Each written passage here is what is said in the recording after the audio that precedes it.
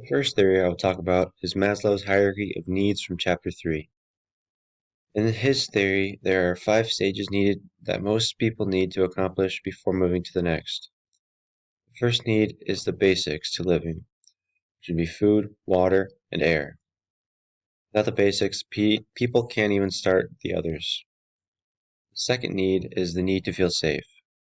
People cannot do their job well or at all if they do not feel safe. Stage number 3 is that people want to feel a sense of belonging at their job. They want to feel appreciated for what they have done and what they are doing.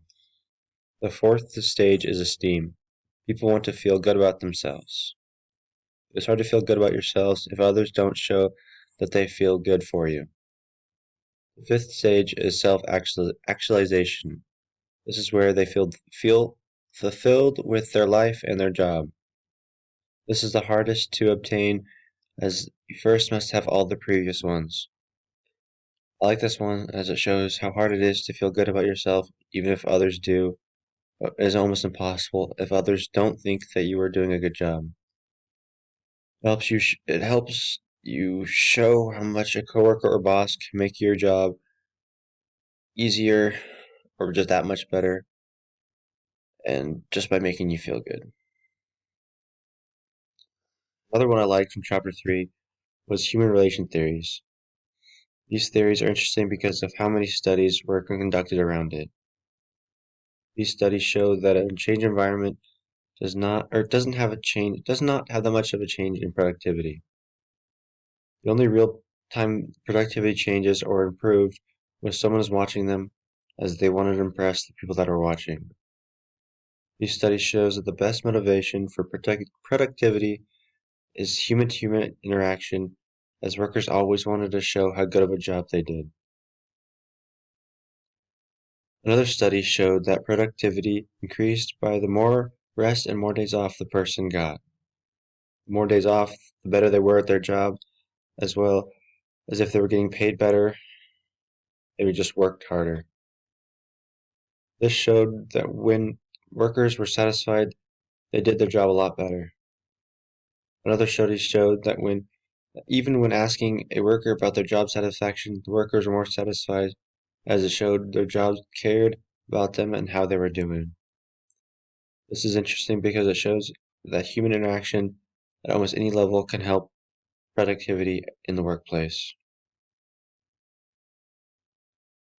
For chapter 4, I like the post-positive approach as it talks about how business can only do well if they perform well.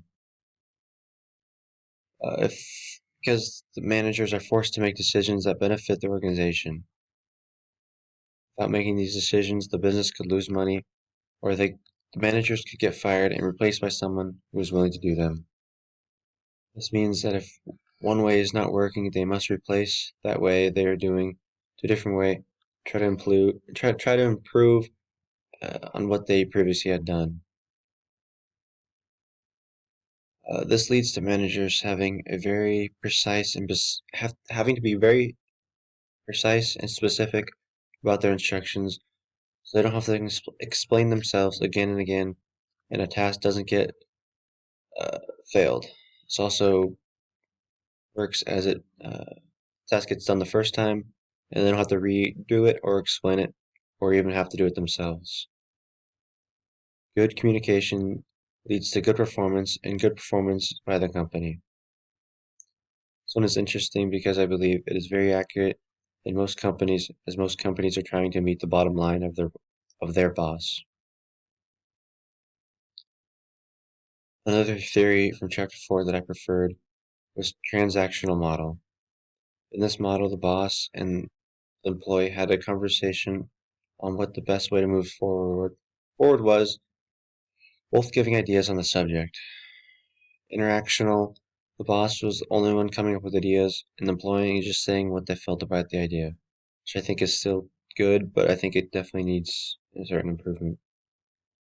Last one is linear, where the employee just told where the boss just told the employee what to do, or wait, hold on, where they told the employee what to do and didn't even give the employee the time to give input.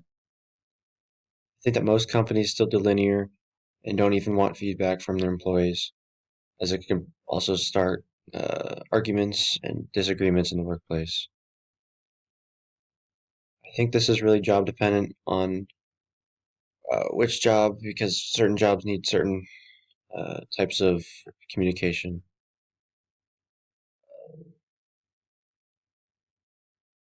I think transactional works the best because it allows employees to ask questions and learn or even add their own ideas that the boss didn't think of.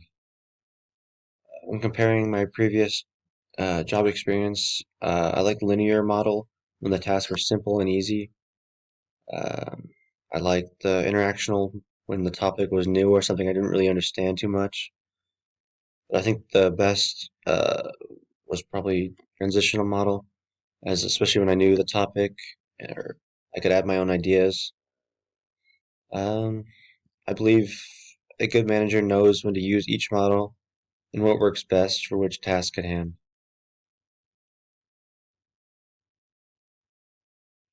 One theory of the chapter on chapter 3 that I did not like was Frederick Taylor's scientific management. I did not like this theory because he likes management a little bit too much, in my opinion. He says there need to be more managers, and in my experience, too many managers can lead to different things being wanted. Each manager wants a slightly different thing. You never can really uh, appease all of them at once because they seem like they all have their own opinion. Also, my experience that managers seem to do the least amount of work within a company. Like I was just trying to tell other people what to do and how to do it. They don't get much work done when they need to. Um, it also says that people need to be micromanaged. I do not believe this is the case. It is annoying and makes the work environment more stressful and annoying. This could lead to more turnover and not a very good environment for anybody involved. He also doesn't like the idea of employee input. I think he doesn't like it because he doesn't like confrontation. Doesn't like confrontation in the workplaces. It leads to certain things.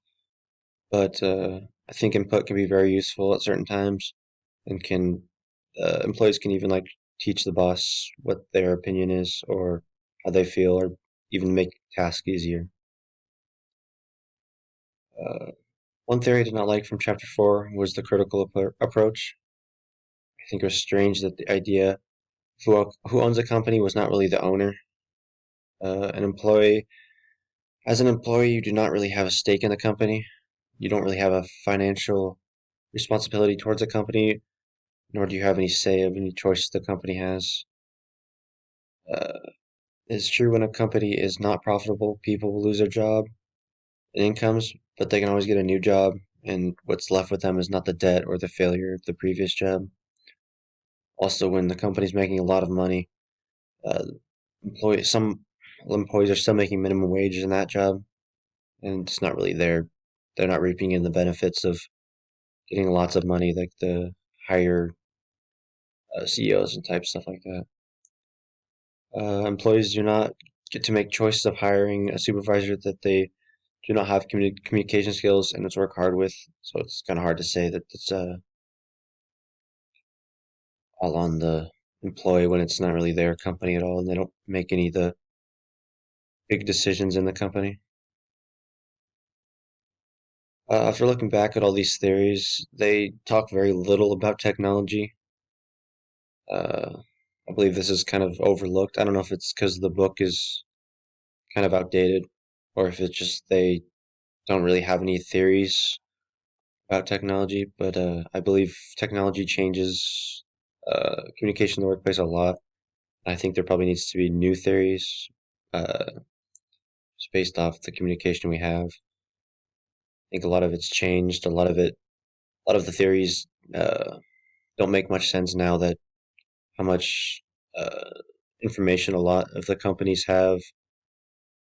Uh, like all their employees sometimes are smarter than even their managers, and looking at even like a linear, what doesn't even make sense at this point, as some of the managers don't really fully know what they're talking about, and getting the input from other employees is honestly the best way to for even the managers to learn. Uh, last thing we were supposed to do was the case study. I don't really understand what we were supposed to do on that one. I didn't know if we were supposed to do it on our own article we had to look up last week, or if I missed over something, but I guess I won't be able to add to that part as I don't really fully know what we're looking for. Well, thank you for listening, and see how it goes.